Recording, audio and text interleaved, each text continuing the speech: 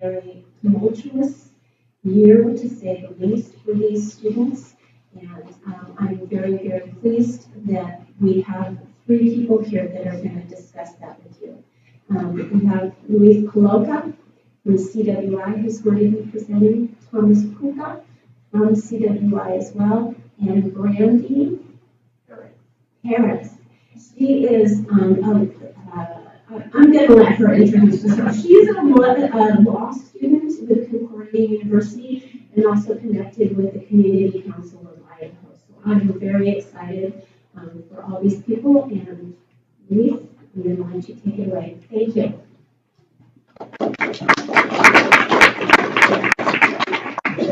Hey, everybody. Good morning. Yeah, that's a lot better, right? Robbie, are finally made it out. So, yes, thank you everybody for coming. Appreciate NACAC for having us to talk about this topic today. We're going to talk about a few different things before we get started with the panel, the second phase of the presentation. And I'm going to actually get this part of this mic over to Brandy, because she will be talking quite a bit to offer a legal perspective on some of the things that we'll be talking about today. And as we were going through this presentation, her and I'm like, wow, I did not know that. I'm like, the counselors are going to love this. These are the things that they want to know. So I'm really hoping that everybody gets at least a little something out of this. And if you have questions, please feel free to ask them as we're going through some of the slides. And also remember that as we go through that panel, you also have the opportunity to ask perhaps some more really in-depth questions and get not only perspective from someone that works in higher ed, and Ronnie's also going to be part of the panel for the high school perspective. We'll have a student with us as well that'll talk about her perspective going through high school and then on into college and our two-year institution and the four-year institution, right? And that what that may have looked like given her experience as a DACA student. So yeah, we're really looking forward to this. Right. So first off, I really want to kind of mention, because we do still get people that are confused about, what might be the difference between like a undocumented student, right, a DACA student, and a refugee, maybe even / international student. Right? So you're going to find that at least for all of them, they all have different challenges that they face, right? And all their situations are going to be a little different. For an undocumented student, in many instances, right, they're the ones that there's no documentation that they are here. Right? They're going to have, and we'll show you some pictures of what a foreign identification might look like for our international students, students that are here on a student visa, refugees, displaced students in a sense, right? I mean, they're here, this is not where they typically live, they've come from elsewhere, they've flown, they've fled, right? They've fled their country, and they're coming to us with no documentation. In many instances, sometimes a struggle to get a hold of that high school transcript, because if they send somebody looking for it, that person might be in danger. So it's just, there's a lot of fear really with all these different student populations for a number of different reasons. Okay, so one thing about undocumented students, and this is probably the thing that's most disheartening, that we still see in many situations that undocumented students are told that they cannot pursue a higher education. Right? So there's nothing that prevents that. So anytime that I hear that, I'm just like, oh man, I really wish that the people were better informed. And more than anything, that's probably what I want to emphasize for this particular student group. Yes, there are challenges, but there's nothing that prevents them from going on into an institution of higher ed, whether that be College of Western Idaho, Boise State, right, or College of Idaho. So more than anything, just kind of know that, right? If someone comes to you with that desire and they're undocumented, right, there are ways around that. It's going to be an uphill battle, but we can get them through. Okay? For refugee students, for them it's a little easier. Sometimes, as mentioned, it's a bit more difficult to get their documentation, right? But there's a pathway for them, right? Even though we require all this documentation and some hoops to jump through, there's financial aid assistance for them, and we'll talk about that more in depth as we go through. DACA students, I would say, probably right now are the ones that are most influx, given everything that's occurred over the last few weeks, months. And Brandy can speak to something that you and I were talking about in terms of application numbers. Would you mind sharing a little bit about that in terms of DACA? So with DACA right now, with the most recent court ruling where they had to start taking renewal applications again, what we're finding is that judge that ordered the renewal applications to be reinstated also ordered a quarterly report to be written by the CIS. On the most recent quarterly report, what they found is about 60% of the people whose DACA are going to expire this month, or sorry, in May and in June, haven't reapplied. And I think a lot of it has to do with the fear around DACA right now. Yeah, so that for me was significant. So, as mentioned, when we were going through this presentation, when she shared that with me, I'm like, wow, that's huge. That really does mean, right, that people are afraid that if they reapply, that means that the government's going to have a way to find them.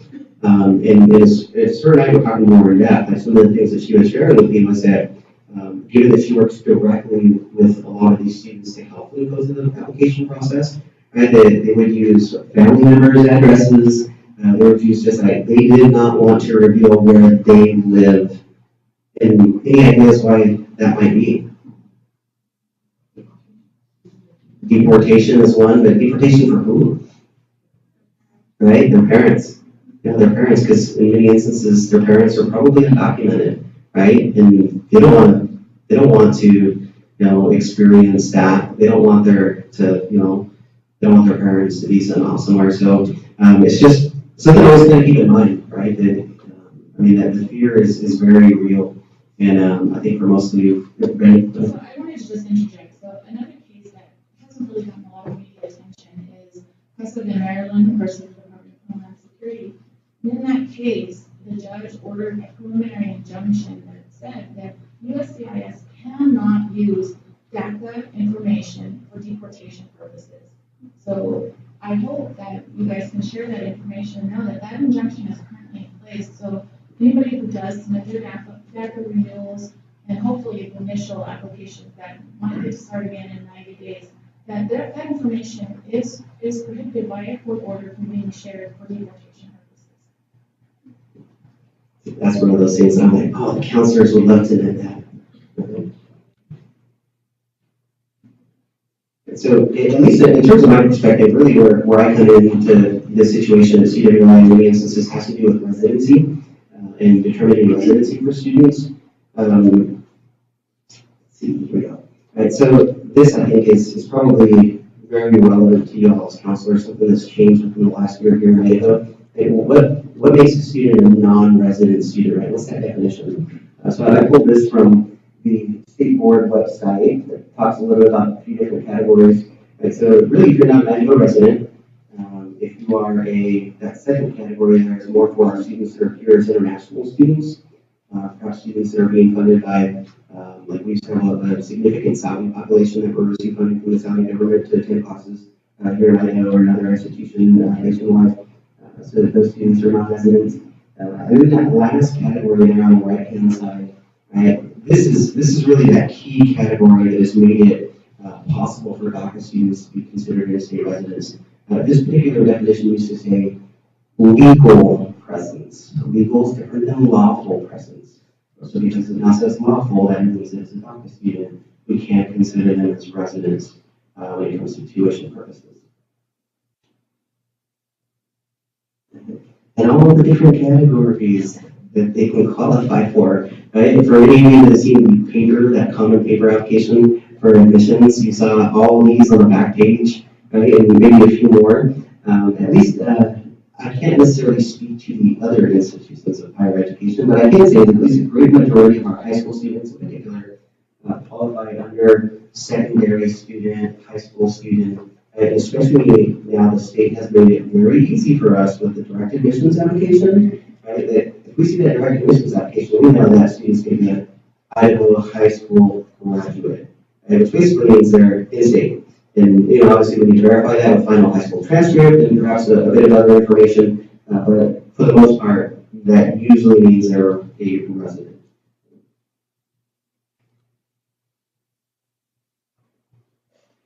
Now, when that situation is in doubt, you have to go through a verification process, and this might be something that our student panelists decide to share a little more.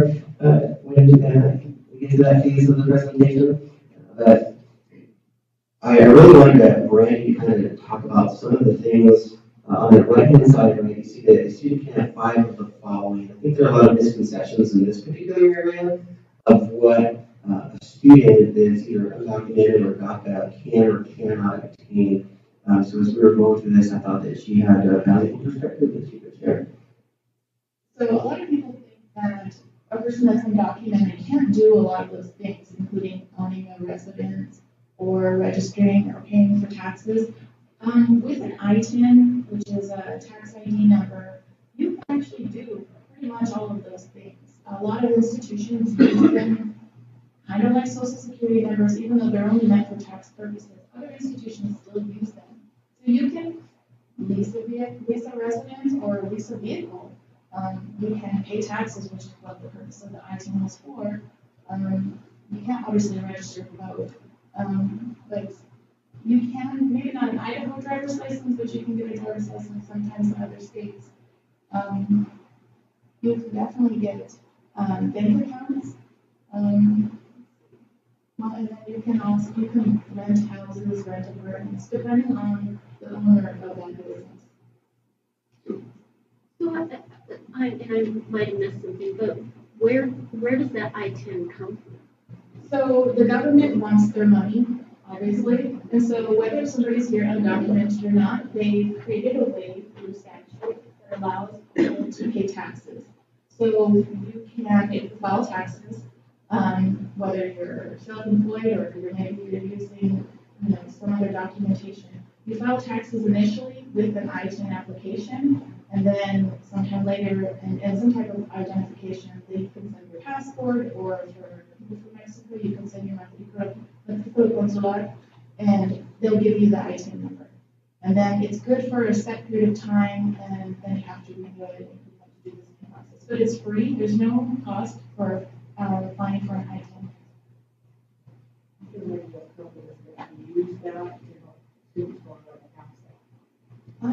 That one I'm not sure. Yeah, one of the things about filling out the FAFSA, and we'll talk about that more in depth, but I think most people are aware that now with that FSA ID, one of the steps involved in that process is a social security number verification, and an individual taxpayer identification number does not check out as a valid social security number. You'll see those numbers start in the 900s, and so that other systems will also take them out because they start in the 900s. So you mentioned maybe not in Idaho. Does Idaho have a stricter policy? And then if not Idaho, we're close. Are you talking about for getting a driver's license? Yes. So Washington and California allow driver's licenses for undocumented individuals. You have to have a certain number of documents to prove residency, which people do. Cousins there or family there, and they'll go get the driver's license and then they sit here. But Idaho doesn't. No, Idaho does not allow for that.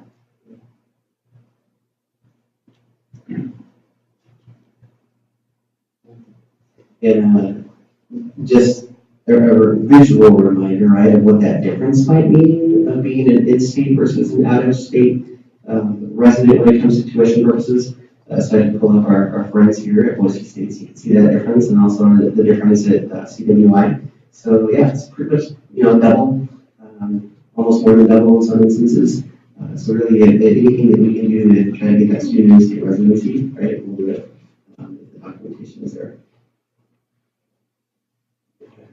And when it comes to, I really like to remind people that community colleges tend to have more flexibility when it comes to determining residency, really because the state level statute is different than it is for four-year institutions. But in many instances, it was nice with the law changes that DACA students can now qualify for in-state that are four-year institutions, but for an undocumented individual, that's still not the case. So for an undocumented individual, unless they have a lot of scholarship assistance in there, in many instances they're having to pay out of pocket. So in many of those instances, it might make sense for that individual to pursue an education at CWI, or we can perhaps consider them for in-state before they transition off to a four-year institution if that's their desire. Private institutions can do whatever they want to, right? So that would also be a good fit. And I do know for a fact, like, for instance, at College of Idaho, a couple of individuals that did obtain $100,000 scholarships, so it's $25,000 a year, and that made it a reality for them to be able to attend the College of Idaho. So just, there's different avenue for every student. And really more than anything, that's one of the things that I'm hoping that you all will get out of this, right, is that there are resources out there, and a lot of, in many instances, it has to do with getting that individual connected to, right, those of us that are aware of these things and are really, on the inside of what we can do for particular individuals. And seeing that, it's really nice to see, like Andrea Roscoe's here from Boise State, and we have Monsalva as well, that tend to work with a lot of students, and see Greg here from College of Idaho as well. So, it's a matter of getting people connected. Right? So that's probably something that I cannot emphasize enough, right? Make sure that the students connect with us. So this is really what a student, this is what I found out, right? As Mandy and I are talking about this, that when people apply to the DACA program, right, technically the application is free. And what they're paying for, Randy, tell me, this is what they're paying for. So what they're paying for is this employment authorization card. They don't actually need that to get deferred action, but what this card allows is, one, it allows them to work, but two, they can also apply for a social security number and an Idaho driver's license.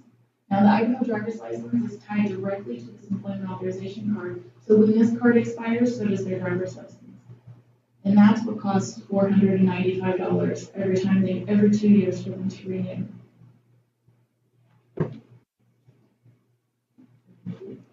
And then I just want to pull this out for our refugee students, that their documentation might look a little different, though they might also have an employment authorization in many instances.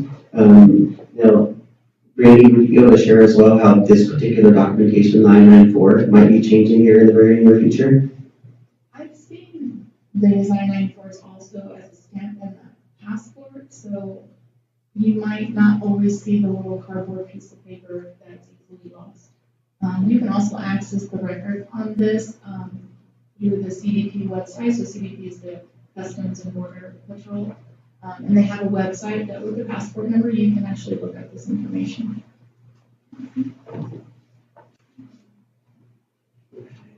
And this is, Randy mentioned this term earlier, the Matricula Consular. That's the foreign identification card. So some of you may have seen this. So the Mexican consulate here in Boise is able to issue this to students that are Mexican citizens.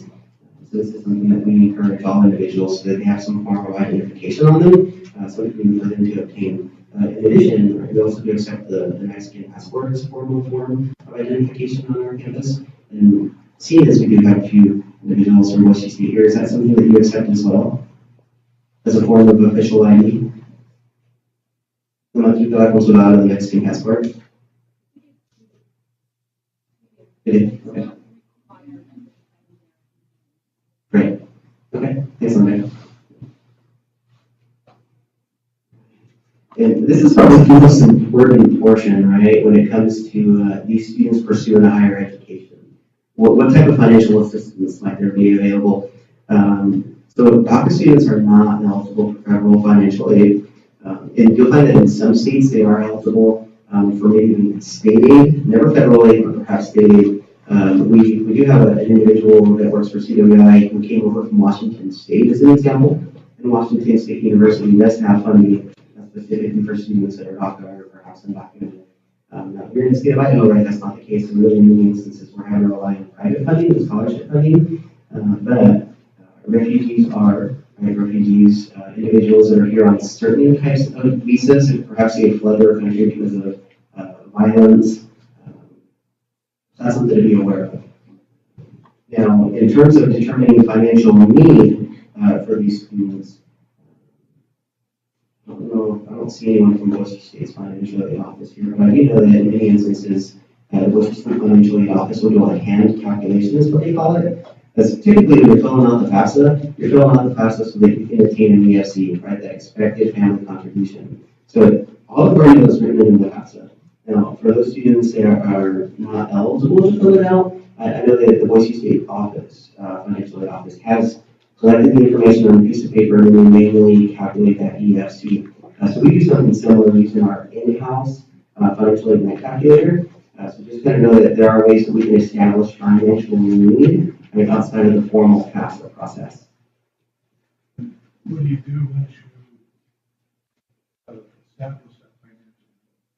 Then they're eligible for scholarships that require financial need. Right? Because Even if it says, are you talking about undocumented versus, I mean, it says DACA, Idaho, not eligible for state aid. correct. Yeah, but that's state aid. That has, I'm referring in instances where perhaps a scholarship requires financial need, because there are a lot of scholarships, right? We have scholarships that are based on academic, scholarships that are based on financial need. So we still need to do our due diligence, verify that student has financial need. So we typically, in many instances, the way that the institution does that is through an EFC. But because these students can't really go through the entire FAFSA process, right, we come up with alternatives to figure out what that AFC might be. Yeah.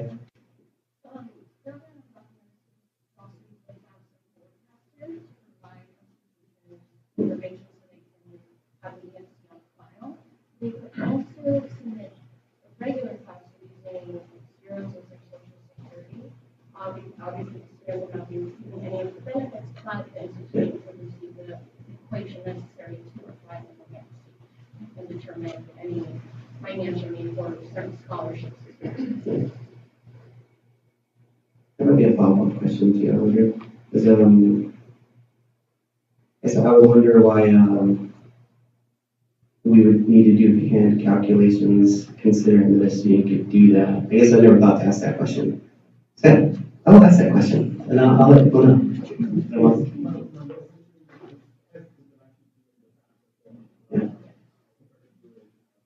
Yeah, I suppose that makes sense, right?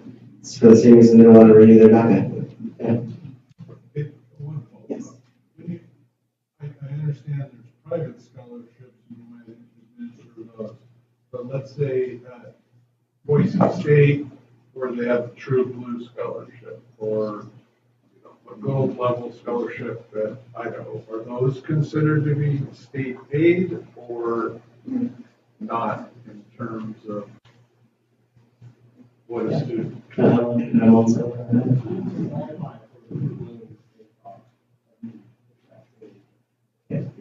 So it's not stated. Yeah, it's purely based on need.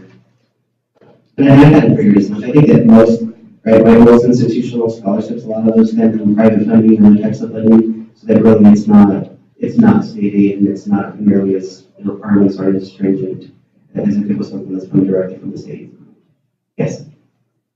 But I'm guessing that, like, say, the Idaho opportunity for governors have those are all state. Yes. And though let's see, I think it depends as well, because I know that in some instances, I have seen fast forward funding go to particular populations, so I think it depends on how the law was written in terms of whether or not that student is eligible for those types of funding. So very limited, but I have seen instances where those students are eligible. Yeah, see, I'll send back with little credits to verify that. Thank you, Oscar. Yeah, in some instances, in some instances, if the student sends the forecaster to the state level, they may qualify for some of these scholarships that are need-based. So, if you have any questions, we'll ask them and find out directly. Because I know that there's some instances where students do qualify for presidential scholarships or the governor's scholarship, things like that. But they're DACA students. Yes, sir.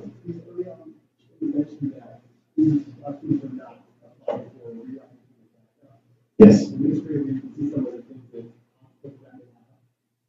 As far as immigration status or anything else, negative. Ready to go then? So the question was, what are the negatives of not reapplying for DACA? Well, without DACA, you can't get a driver's license.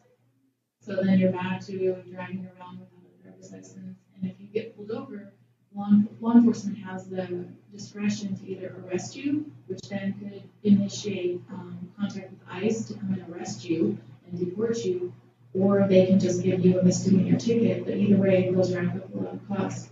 And then also, if you don't have a valid social security number, and then you can't work, how are you supposed to pay? If you're going to college mostly on scholarships, you still have to pay for some of it out of pocket. And if you can't legally work, then without an employment authorization, then that's another negative to not having DACA.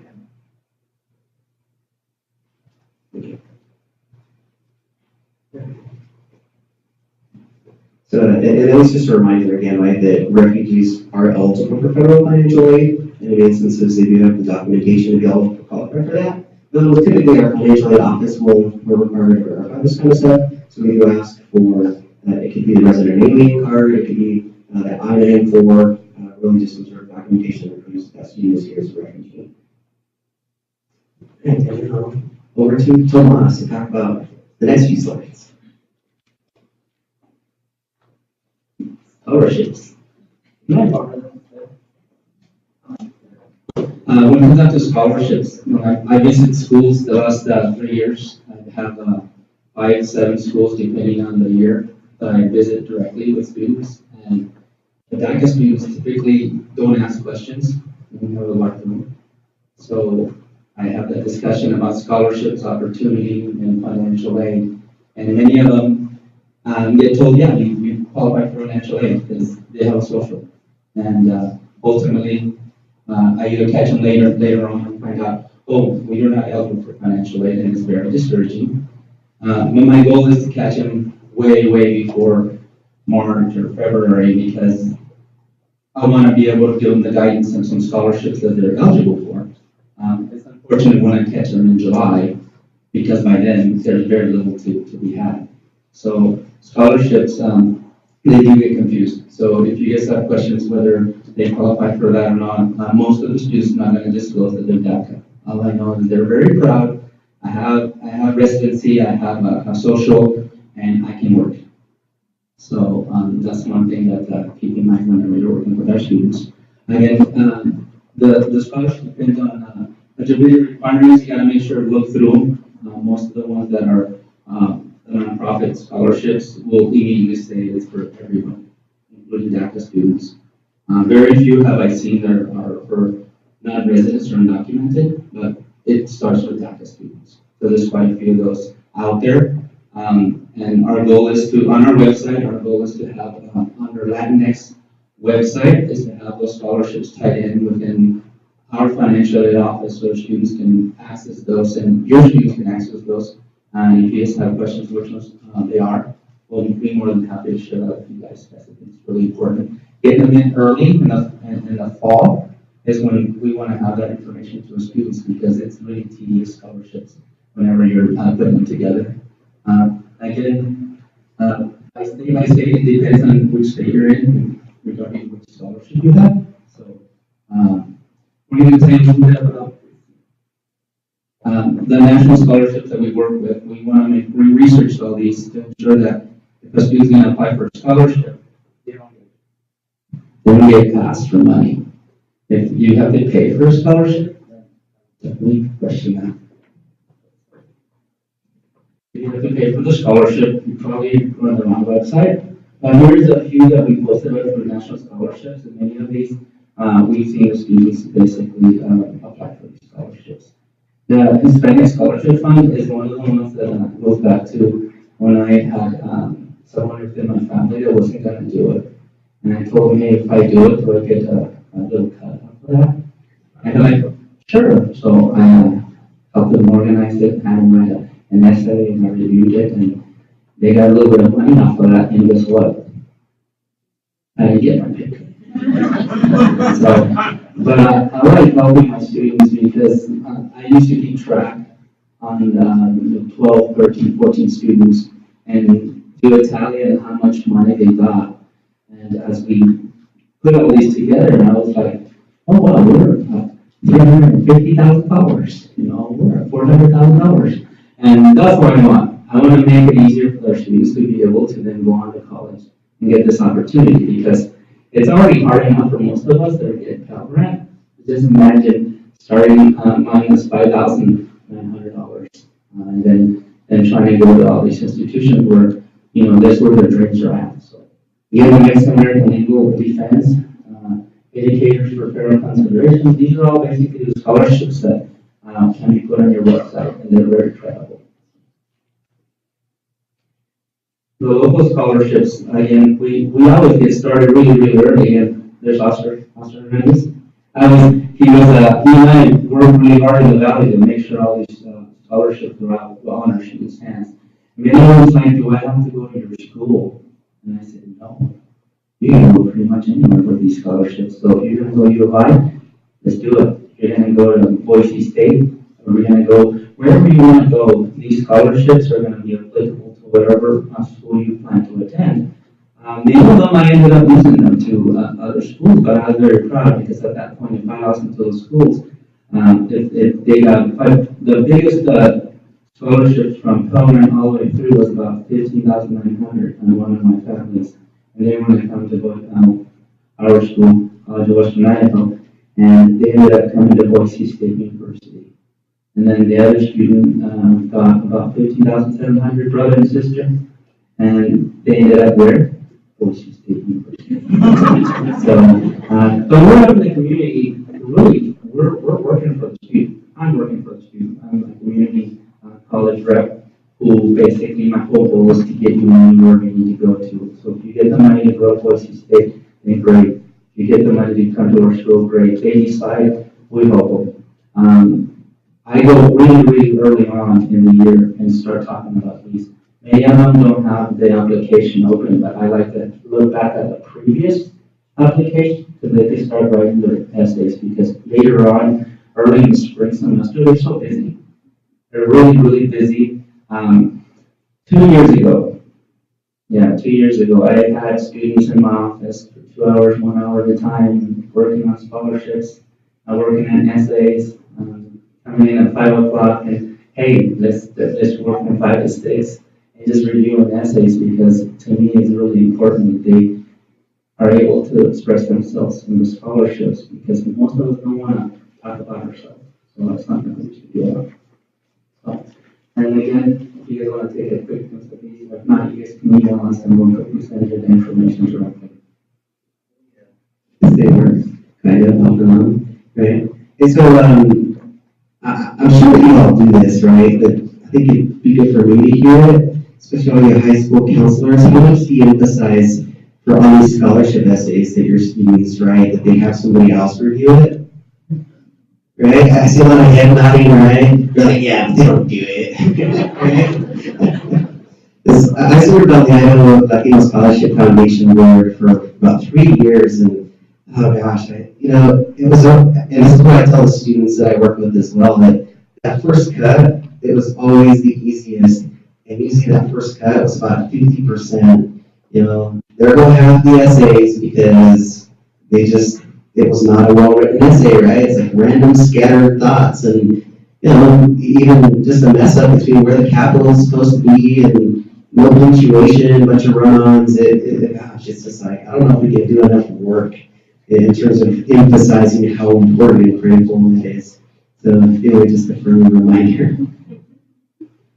These are a few of the obstacles that our students face. Legal financial barriers is a big one. Many of them come to us in regards to, hey, I will have to renew my DAC application. And I've known people go to places where it's $1,500 or $1,000 or $850 just to fill out the simple application. And I just want to make a quick plug. So, in addition to being a law student, I'm also the program director at the new Immigration Legal Services for Community Council of Idaho. And because of this expense and the uncertainty around DACA, I do DACA renewals for only $45. So if you have any DACA students, please send them my way. I am more than happy to help them. that's the bargain. Because $800 is a lot, and then you have to pay your fees. I also have a few contacts in the community who have yelled at me for not sending them their way. It's like, I would have done it for them. So again, there's people out there that are willing to do it for a very low cost. And getting the application is not, I looked at it and kind of tease the students like, why did you do it yourself? Like, I don't trust myself, because they threaten me that if I do it wrong, I don't But yeah, so yeah, we have someone that can basically help you guys out. Family environment work, we found our students are working to put themselves in school. Working a lot. Sometimes they have to wait a semester to build momentum again and build their piggy bank so they can go on and go on to college. So, but we see them a lot at our community college, and then we move more wherever college or university we can get. So that's something that we're doing. Lab county, understanding and support, most of us, we're out there and they're like, hey, you graduated, time to get a job. And sometimes we live with our parents and that's what we do. It's always an opportunity for us to again, save some money so we can go on to college. So. And of course, medical proficiency, and many instances, I had a student the other day come in to a financial aid night, and they were a refugee, and they were excited when I told them, guess what, you qualify for financial aid? Like, I do? Like, yeah. And so I walked them all the way through until he was done, and he saw how much he was getting. He's like, I can go to college. He was very excited. He drove from Boise to Canyon County in Nampa. I said, how do you find this here? Like, I knew you guys were doing financial aid, so I'm here. So he stayed there and finished up, and he's going to college next fall. So I was excited about that. So those are the students we're serving and making sure we give them all the access to the system. So what can you do? Of course, you did inform country for action. Yes. Where is it on this one?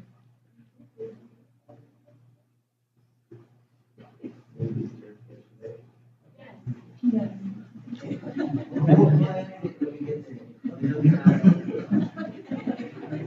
So this, and also just so you know, this will be available on the ConnectAct website as well. So maybe we could just add a slide with Randy of yours and have it on there. Wonderful. And you guys are pretty much, if you're here, you're already doing a lot of this now, connecting with other people. That's not accurate information. If you don't know it, it's always good to contact another college rep. Talk among ourselves because I see a lot of students who don't apply for financial aid who are born here, but they don't do it because their parents are not legal. So, and then talking to them about what to put in the financial aid, well, the fact that the parents can't sign online, that's one thing, and then what to put in the social security numbers, don't put the tax identification number, we put zeros, things like that, where we can then are able to give the right information for students so they can get their financial aid and move on to go on to college. So everything that's up here, you guys are already doing. So appreciate you guys wanting to get all that information, but whatever questions you have in regards to this, you can always contact each other and maybe we can communicate to ensure we're passing on the right information. The current status of DACA.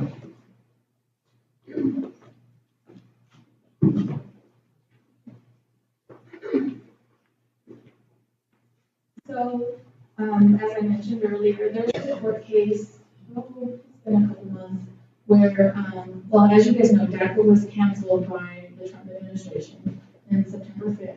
Well, when they did that, they failed to follow the normal procedures for canceling a benefit that people rely on. And so since that day, the cancellation has been challenged in the courts.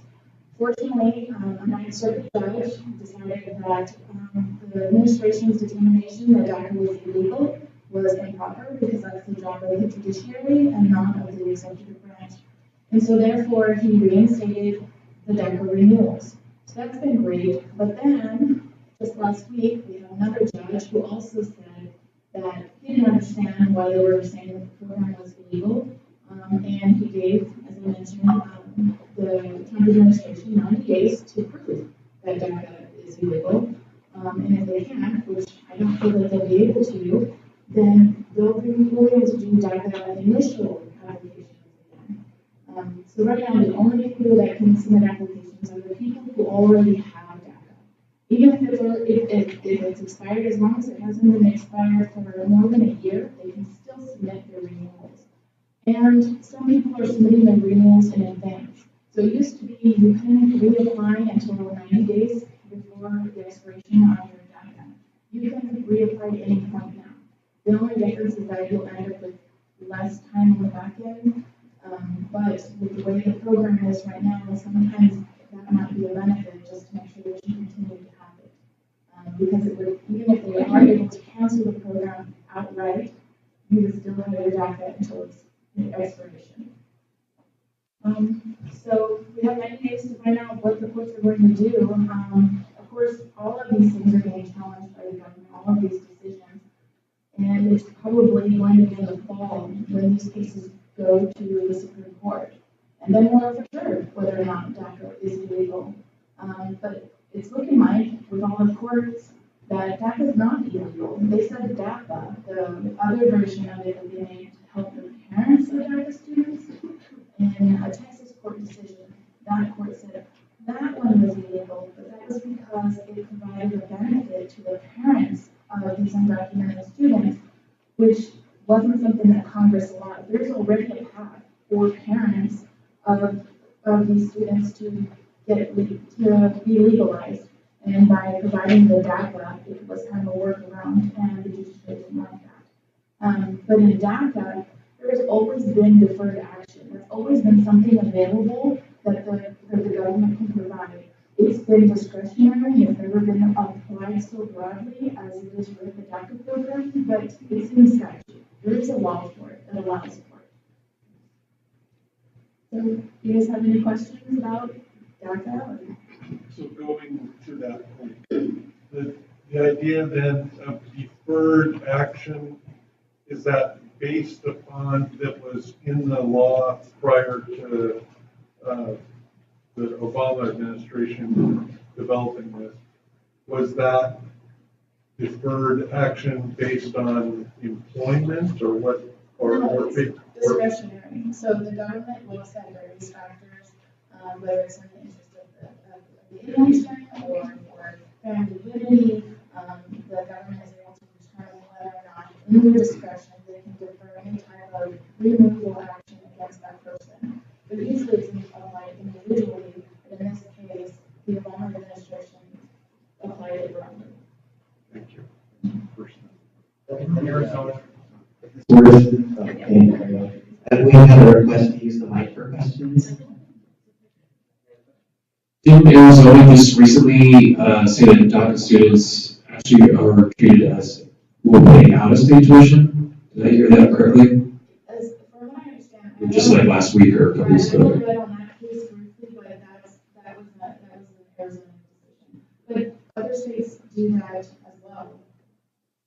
Yeah, my fear on all these things is that, what is Idaho going to, that seems like something that Idaho would do, or, if that's an option or whatever, sorry, that's what's asking some people. Idaho won't do that. Do you see anything like New Jersey or Washington? So the question is, do we see anything like New Jersey where we might see extra funds for DACA students? And where do the funds come from? Yeah, I don't know if I know that either. That could be state funding, like Washington, right? Washington has state funding, and if that money's coming from the state, that's based on some action by the state legislature. And I don't really see that happening in Idaho either. Any other questions before we move on?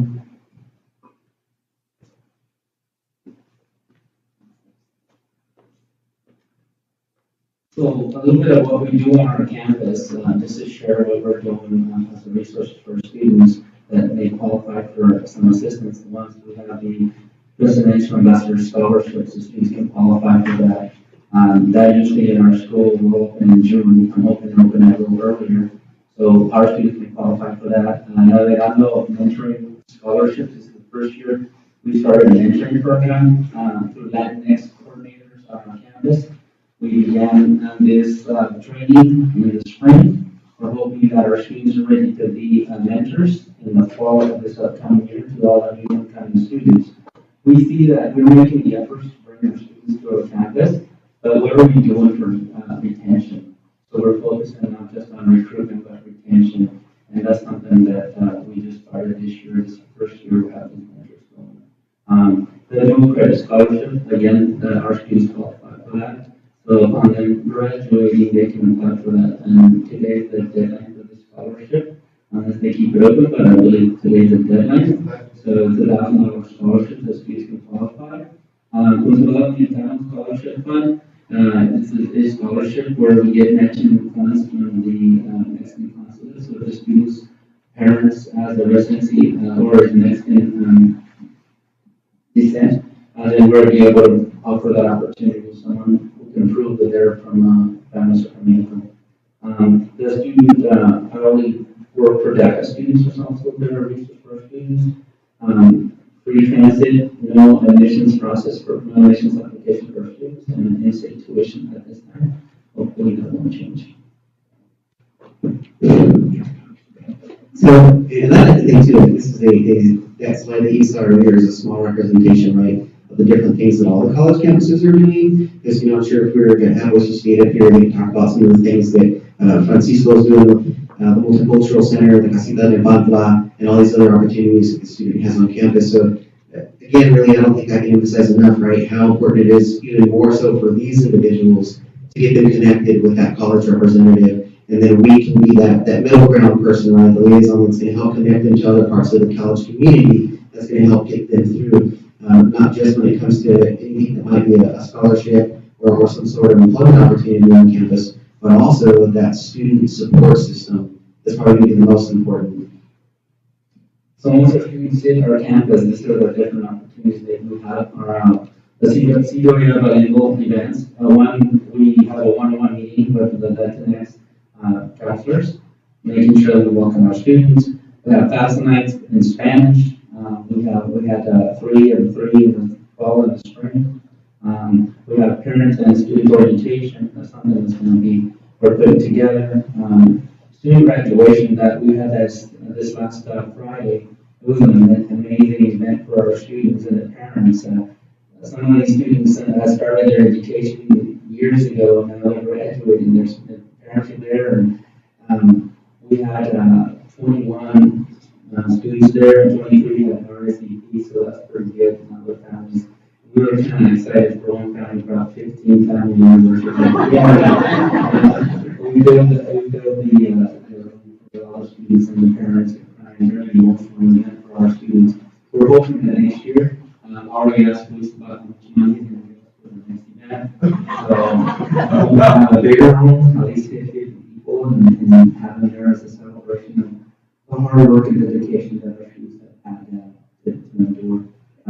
We have another elementary program, which I discussed. Manager monthly socials, they set it up. Semana Cultural Workshops is a week-long cultural workshop. So if you guys are, is there any high school counselors or maybe you are invited for that, let me know. You can bring your students to see some of the really great events that we put together for that week-long event, and we're finishing it with a big fiesta at the end. Dia de los Muertos, we are involved here with that. Semestre Café con Leche, each at the end of the semester, coffee and some sweet bread raise up for our students, right? Make sure that they're there, they can make us for the sweet bread. Most of these students don't drink a lot of coffee, but we do. So, and we visit our high schools with the highest population. I had last year I had 7, this year I went to 5 because I was the only Latinx coordinator the prior year, and this year we have 3 of us, so I'm one of 3. So we're out there making sure again that our students that want to have a one-on-one chat, whether it's the DACA students, continuous students, we're serving them all from the beginning all the way to the end to graduating and celebrating their graduation. So I was really excited to see 80% of those students were the ones that I had talked to from the beginning to the end. And I want to give a really quick props to Oscar Hernandez. I was 2 years ago when we started the Latinx initiative, and between him and my colleague Melissa, we're out there working hard to ensure that our student population, we were 18%, right?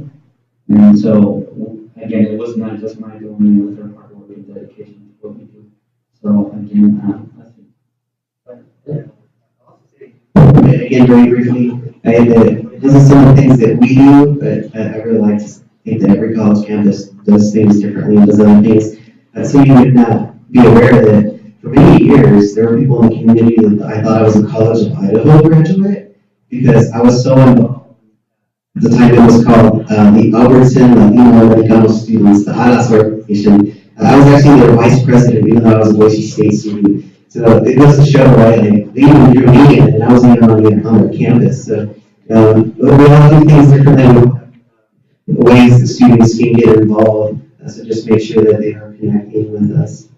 So I believe now it's time for a little break, right? And while you all are getting your coffee and donuts, we'll update the slide with contact information, and then we'll get started with phase 2.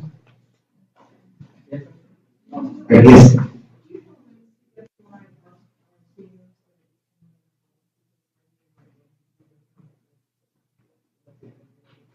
So when will seniors be able to view the financial aid package if they're headed to CWI? Let me verify that during our break, but I thought we were actually packaging like now if they have a complete file, so I will find out.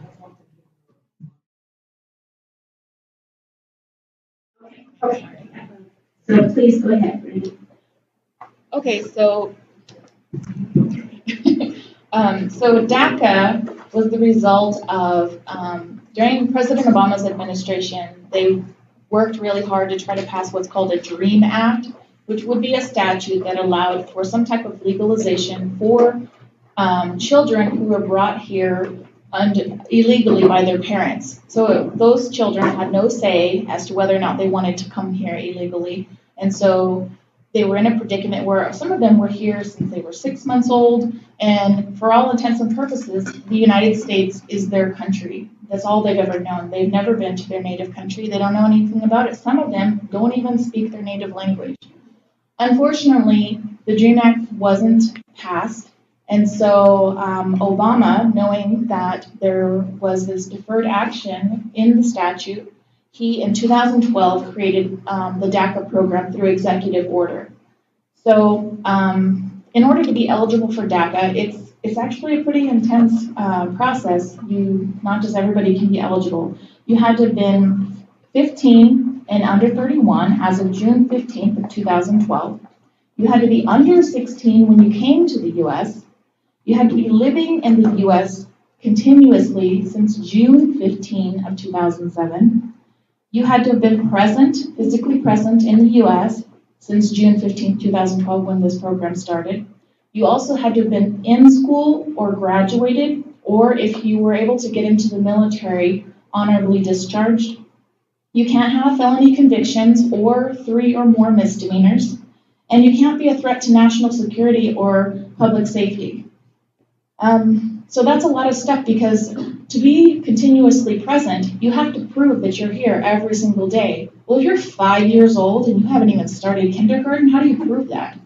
And so they have to go through a pretty intense process of trying to get evidence, pictures, affidavits from family and friends, maybe their baptism certificates, anything to prove that they were actually physically present in the U.S. since that date. Any questions about DACA? Yes. Oh, yeah.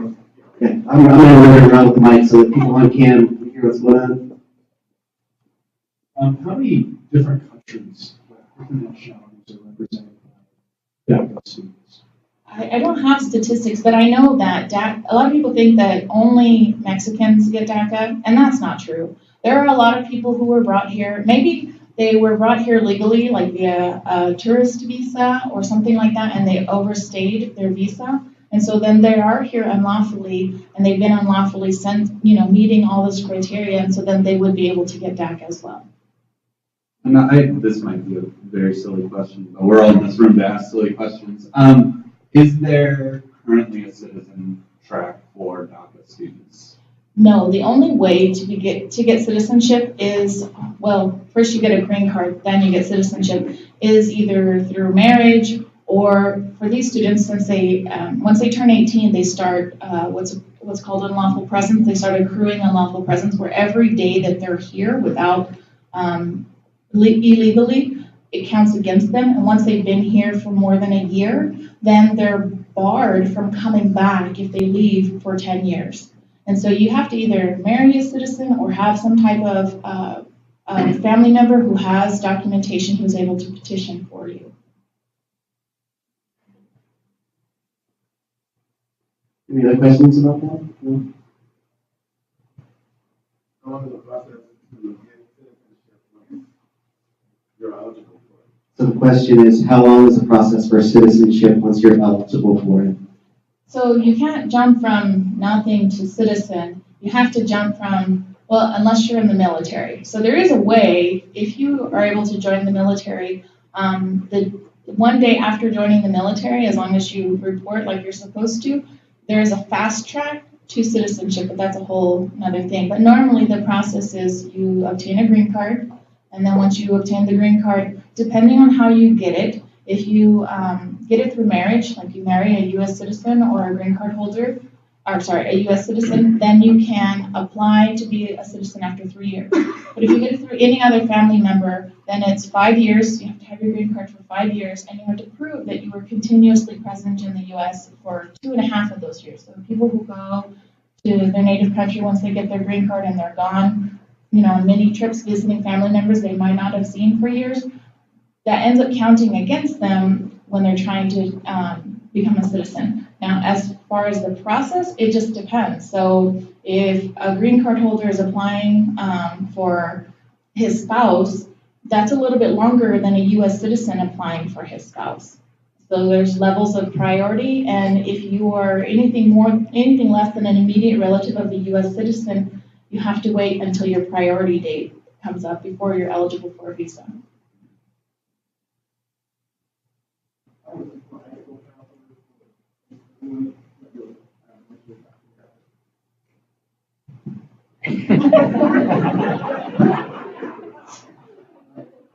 What's the percentage maybe that you'll find in high schools or middle schools as far as students who are exactly eligible for students who are not? I'm sorry, but I don't have those kinds of statistics. So maybe Luis. I don't think any of us do. Yeah, I don't know. I know there's a lot, but we don't keep that, or we don't document that kind of information.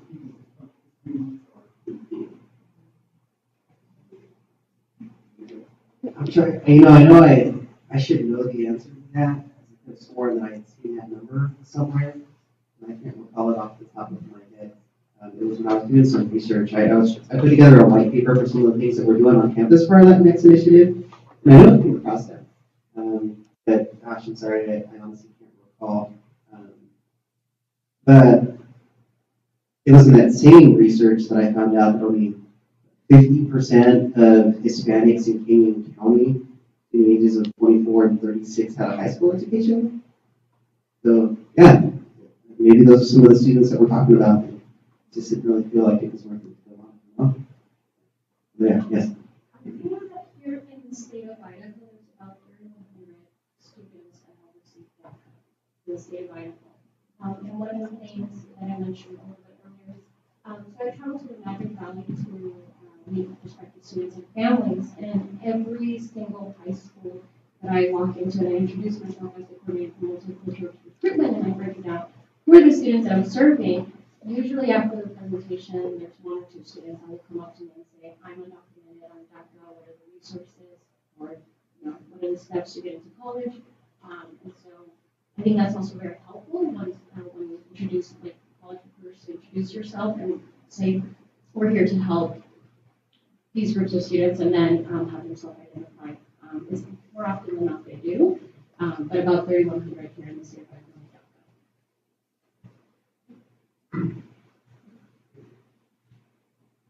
Luis, do you want to introduce our one panelist that hasn't been introduced yet? Oh, yes. Yeah, I'm sorry about that.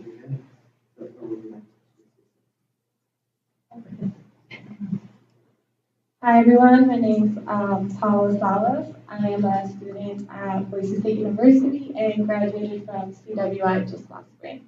And I am also under the DACA program. Oh, and I went to high school at Bora High School.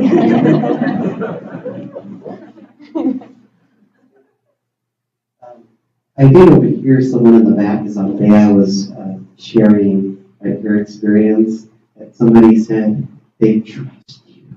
Right?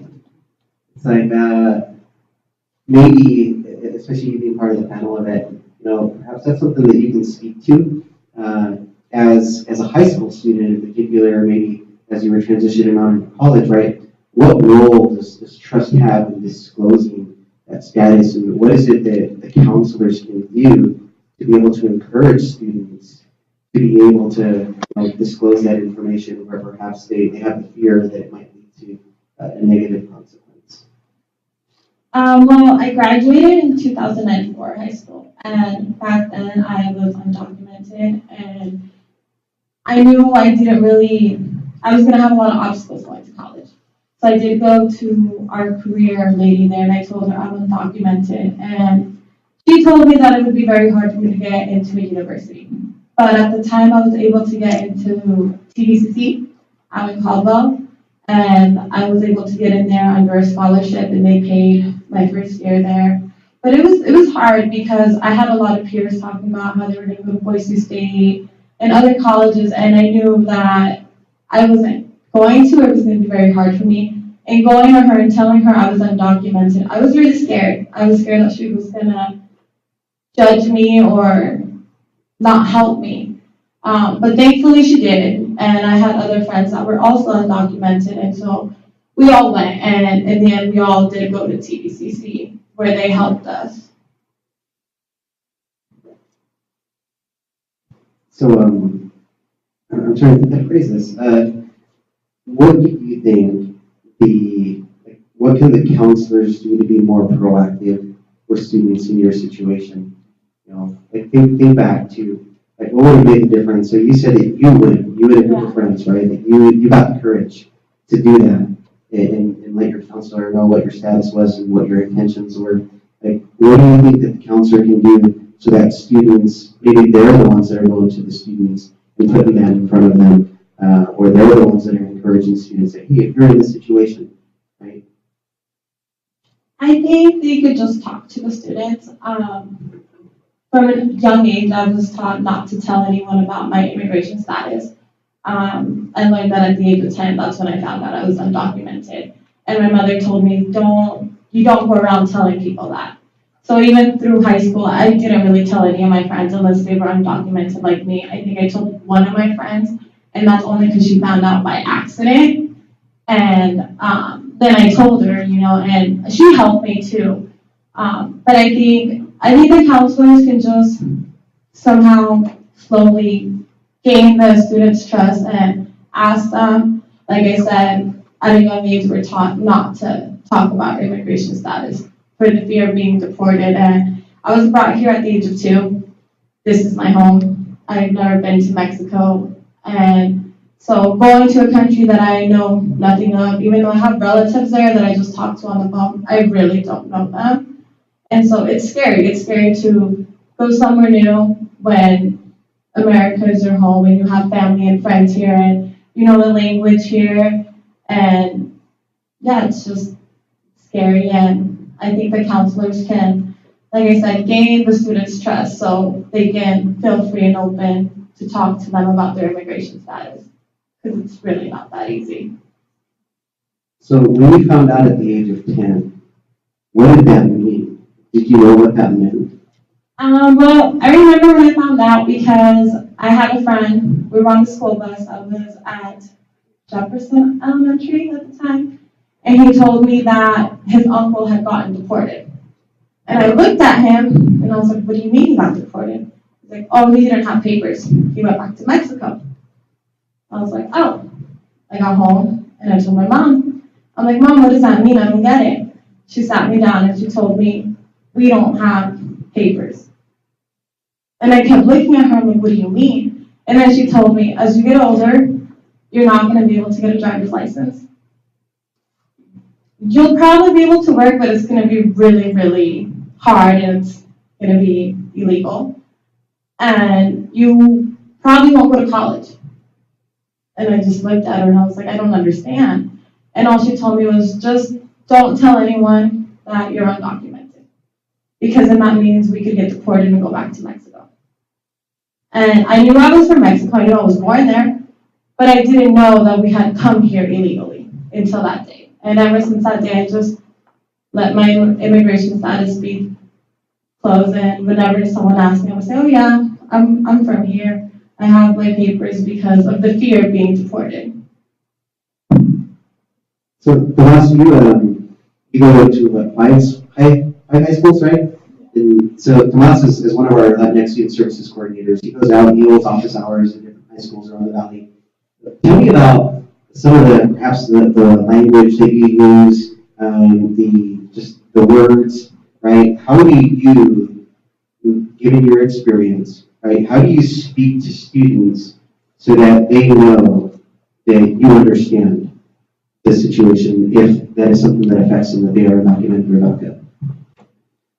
My approach is basically telling my story, where I come from. My family comes from Veracruz, and just letting them know that the education's for everybody is really difficult.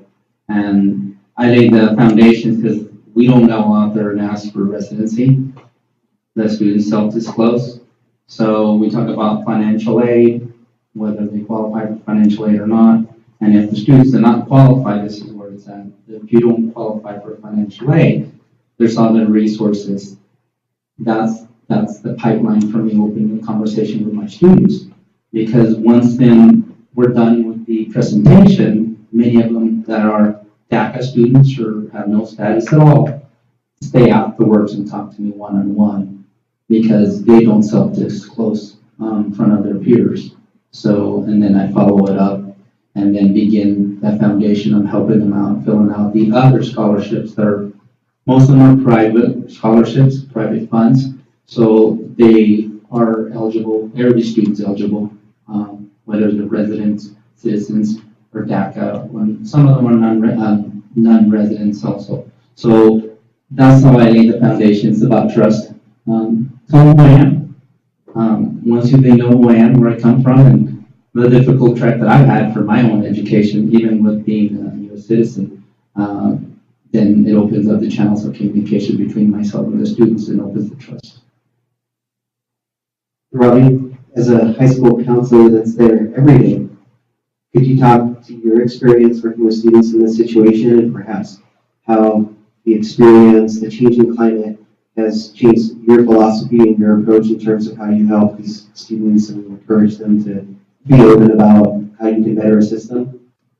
I wish there was a way, honestly, that we could have little pins or something to let people know, because the hardest thing I think is just getting those students to open up and to let me know, and I'm sure all of you who are high school counselors have experienced that you know they're out there, but they're just so afraid to disclose. I think one of the things I was just thinking about when this whole process happens for me, and I think right now, realizing this year that the FAFSA came available October 1st, I think has helped, because now we talk about the FAFSA a whole lot earlier. We try and get the kids to get the FAFSA done a whole lot earlier, and I'm noticing students coming to me a whole lot earlier saying, I can't, or I don't know how, there's always little phrases that you hear from these students that give you the clue that either they're DACA or either that they might be U.S. citizens, but they're fearful because their parents are undocumented. There's just so many layers to that FAFSA for them, but I'm so grateful for that FAFSA being early because of that. I think there's still fear out there. And rightly so. Like I said, this year has just been very tumultuous for a lot of the students. But I think the most important thing is that we respect these students, that we let them know we're not going to go tell anybody. It's not our job to go to immigration or anybody else. And I think one of the things too that I've seen relief on a lot of students' faces when I say that about the college representatives, it's kind of like, okay, I told my counselor, now what about all these other people that are going to find out? And when they realize that the college representatives as well are not immigration, are not somebody who's going to deport them, they feel a whole lot better too. So I appreciate all the help on the side of the college as well. Follow-up question.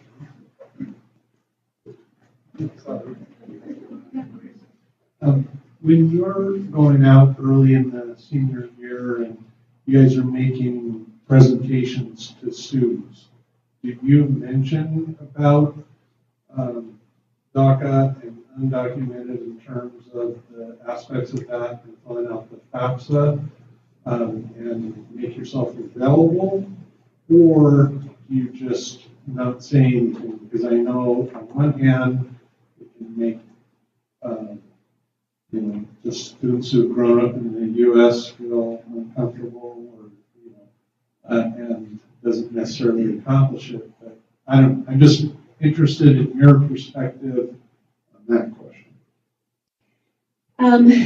It kind of depends on the situation. In some of the classrooms, I will say something, that there are options available for all students to do the FAFSA or to get financial aid. Many times though, honestly, and I guess I would love to hear from other counselors and from students as far as, sometimes it's really hard just to even introduce that and how we talk to the students. And many times as I do my presentation, it's once again after the presentation that the students will come up to me. But I think letting them know that there are opportunities available to them while I'm giving the presentation is probably the best thing that I've done. You want to say something about that as well? As mentioned, it really depends on who you're presenting. I have presentations for the migrant parents. I present to the high school. I present to large groups. So it really depends. And I try to use some really key words when it comes down to opening that conversation. When I go and talk to my migrant parents, I'm a little more open to it. If I'm working with a higher population of students that are basically more diverse, then I figure out a way to get that specific information out, but yet not alienate anybody. So again, it's just opening the conversation, that the fact that I have more information, and it's really simple. I mean, I've been doing this for quite some years, so it's easy for me to open up that conversation and make my students comfortable and have them come and talk to me afterwards, and then I follow up. And from that point forward, again, having the financial aid open up early is really important, because some of these students get confused. They say, you know what, I have social. I qualify for financial aid. And then I catch that on early and say, you know what, you actually don't, but these are your other options. And that's when we start building really case for other scholarships. So again, it really depends on who you're talking to. And again, it's really fun. It's really nice to catch them really, really early. Going back to an earlier topic and the fact that many of us as professionals in secondary ed and higher ed would not disclose information. Brandy, I wonder if perhaps you can offer a little bit of a legal perspective, right? Maybe, perhaps, about disclosing information on students and what we can be forced to do and not forced to do by a court subpoena.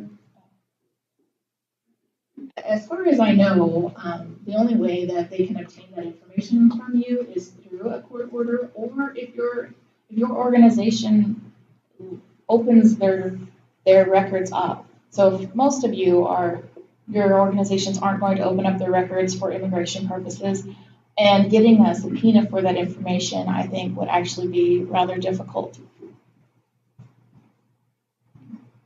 I just wanted to mention that a student that I worked with quite a bit this year applied to a dozen very highly selective out-of-state schools and so forth and privates, and she's well above 4.0. And the only reason I knew that she was even that status, just like Robbie said, after one of the college reps was in my office and did his spiel for everybody else, I just overheard her telling him, and she would go right up to the college fair and tell different college reps her situation. But whenever there were probably 5 or 6 times we called financial aid offices from my office, and she had to go through the entire, there would be this big pause, we can't find your records, you don't have FAFSA, and she would have to say, well, that's because they don't have a social security number. And just to see her go through that over and over, it makes me wonder too, maybe the financial aid officer a little asterisk or something, but without disclosing too much, but I always felt she just had to kind of re-explain that to some stranger every single time we were curious or had a question about that. Maybe that's just the nature of the business, but I don't know if there was anything on the college side or particularly the financial aid offices that immediately some sort of flag or indication would come, like, yes, we know you don't have Social Security, so we're not going to ask you 5 other questions, or say, I can't find your records. That was a part of the big thing. It just seemed difficult to see her go through that every single time we just had a quick question, but maybe there's nothing that about that. I'm not going to offer some perspective on that. Given I'm much more involved when it comes to the processing side of the house for admissions and financial aid at CWI. I'll tell you that at least we try to be very ambiguous in our system in terms of how those students are labeled or not labeled, right? Which really means that they're not in any way. You'll find that if we were to pull a student in that situation up in our system and they had applied for financial aid, there would actually be some flags on the system that say that we needed to verify citizenship status, right? But it doesn't necessarily say that that student does not have a status. It just has that verify citizenship status, they applied for it. And similarly, when it comes to the demographics information, all just very ambiguous, right? And I don't know if perhaps some of the other institutions in higher ed, if that's also the case. I would say that things are a little different this year and last year now that we have the direct admissions application, or perhaps we have even less information than we've had in the past from students in that situation. I know that currently all of the institutions of higher ed are working with the state to revise that app, try to get more information. It's my understanding that today we do have some students that are unnecessarily flagged as international or perhaps some other status because of the limited information that we see from the state for students in that situation. Thanks.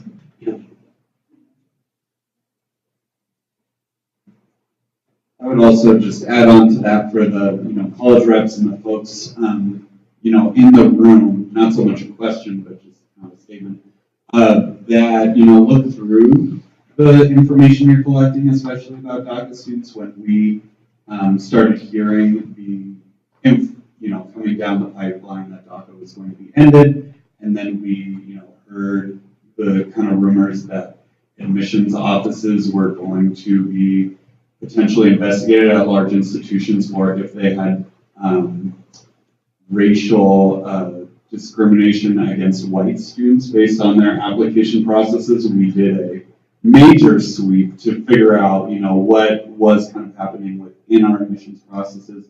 It pulled up a few flags and, things we needed to change, immediately in order to ensure that our students would potentially be safe in that kind of situation. But with this current administration, I definitely encourage the admissions counselors in the room to review your processes for any reason, but also in this respect as well.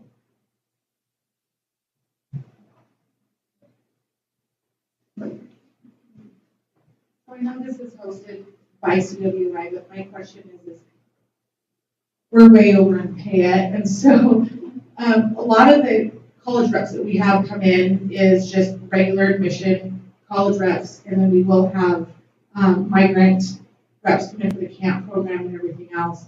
I guess my question is with other colleges, because I know there's other colleges here, is there somebody specifically that can come in as a college rep that can talk to specifically our DACA students and walk them through the financial aid questions? Because when we have a general rep come in and those students stay after, we ask those specific questions and we get the, I don't know, I'll get back to you. And then it's a long time after that, or we have the migrant rep come in and we ask, and it's still that same of, I don't know, I'll get back to you. And so that's our big thing is, and if you do know of a college rep that does that specifically, can I please have your information?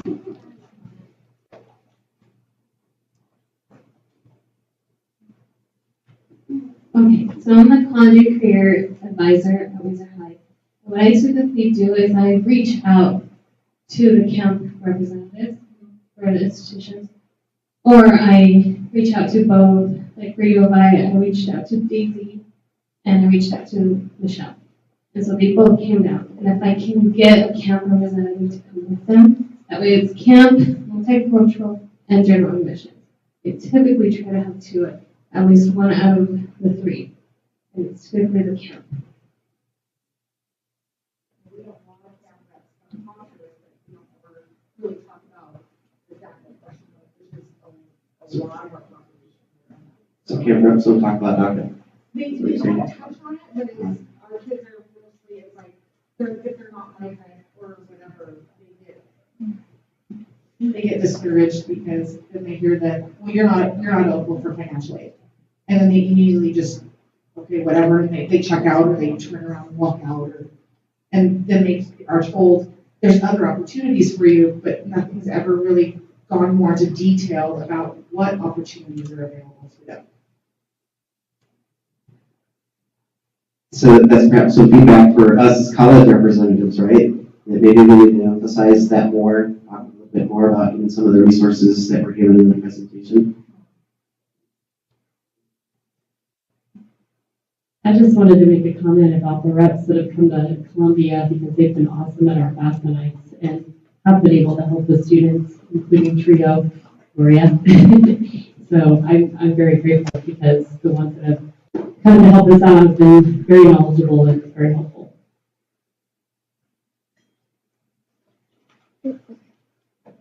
Of the college reps that are here, I see TVCC, Boise State, CWI, U of I.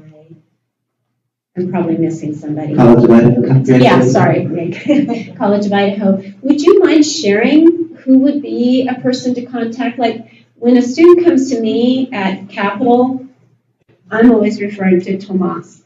It's like, get a hold of Tomas. He will help you out. If you guys wouldn't mind sharing right now for the public high school, well, for the high school counselors who you would visit with, if you feel comfortable. So I'm reading the live chat right now to answer that question for the University of Idaho. It's Monse Starr, and then the person located in Boise is Daisy Aguilera. Back there. At the College of Idaho, we're very fortunate to have Don De La Paz and Arlen Hernandez, who both work on the student affairs side, but they're very knowledgeable in these areas.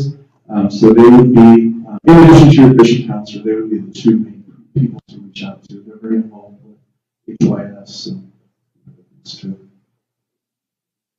I always joke that Arlen Hernandez is my father-in-law, my godfather. He's on my way back.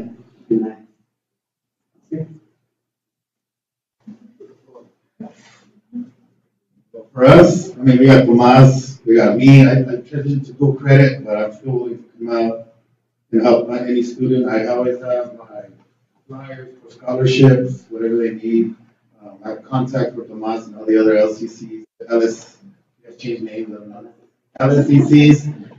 But we have a big team that helps with the Latino groups, and we're very open about our stories, and I just kind of tell them straight up, all right, if you're undocumented, I have these options for you. I have flyers for you. I'll even sit down and help you do some scholarships. Very open is the best way to do it. And a lot of us at CWI are ready to go. We've got Elizabeth as well from financial aid. I mean, we have a big team that'll help us out. That's what the Strengths office. Yeah. Oscar does it all, by the way. If you need a weddings, quinceañeras,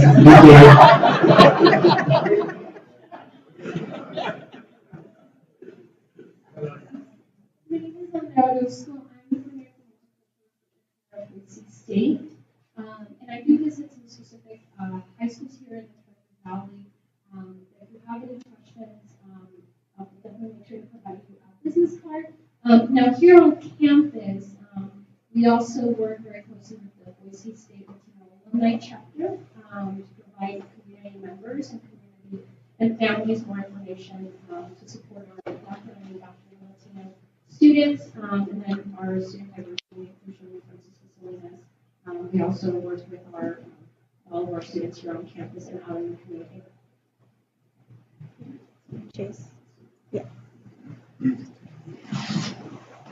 From Boise State, we do find that one of the undocumented active students end up going to community colleges with the cost.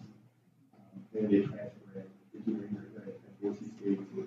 At that point, if you're an active student, obviously you pay state rates. If you're undocumented, we do have a GEM scholarship that can help cover a good percentage of that out-of-state fee. And it's a 3.75, which we pay from a community college. But if you're a little off on that, you know, a student who wants to transition as a junior, I would have to reach out to IMA about the scholarship. Did you say 3.7? 3.75 from community college. LCSC? Hi, so I'm Josita Navarrete from Lewis Park State College, and at the moment, I believe I received the contract from my doctorate of students. We do also have a Native American and minority student services on our campus as well, and they can sometimes help provide your services as well. So, but it's now done in Church Valley, North Valley, Idaho, I would definitely look at the contract for that. And then I'm Chase Wainwright as a recruiting coordinator. We're in a little bit of turnover. I'm hiring a new recruiter for Idaho, hopefully by the end of this week. Just to get a little bit more support on the Idaho side, I would be the go-to for DACA, just as far as, and my new recruiter will obviously have some better knowledge after this training for sure. I would also just say that our foundation is awesome at awarding for DACA students. That's been traditionally a great point of contact, and then I have the ability as we're kind of approaching the last part of the year to award $1,000 scholarships for specific students who are above a 2.5 GPA. So that's another resource that's it's institutional aid rather than state aid or federal aid. So it is 10 a.m., and I'm sure that y'all have to get back to work sometime today, as do I and everyone else. Are there any other last minute questions before we adjourn? Sorry, this isn't a question, but this was a comment made earlier about resources that can be used for students in finding scholarships.